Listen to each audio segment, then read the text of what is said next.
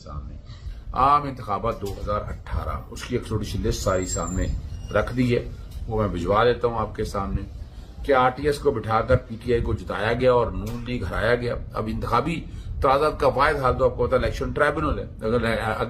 अगर इंतखाबात में मैंडेट किसी का छीना है तो उम्मीदवार इलेक्शन ट्राइब्यूनल में दरखास्त, अगर वाकई नून लीग का मैंडेट छीना गया था तो जरा दरखास्तें दायर होनी चाहिए थी। अब इससे सबसे ज्यादा दरखास्तें तो पीटीआई की थी और नून लीग ये मुश्तरका दरखास्तों से ज्यादा नंबर पाकिस्तान तहरीक इंसाफ के 2018 के अंदर थे। 299 दरखास्तें दायर हुई। पीटीआई की कुल 76 दरखास्तें हैं, कौमी असेंबली की हल्के 23, सूबाई असेंबली की हल्के 53।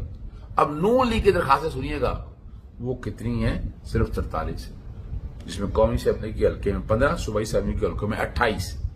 पीपल्स पार्टी ने कुल 29 असेंबली के हल्कों में 9, सूबाई असेंबली के हल्कों में 20 दरखास्तें दायर की। 2024 के इलेक्शन कमीशन का डाटा अब ये सारा जो है वो आने वाले दिनों में आपके सामने आ जाएगा, लेकिन डिटेल जो है ना वो सारी कितनी ये दरखास्तें थी वो एक शेड्यूल जो है वो आपके सामने बैकग्राउंड पे चल जाता है, ये बता रहा है।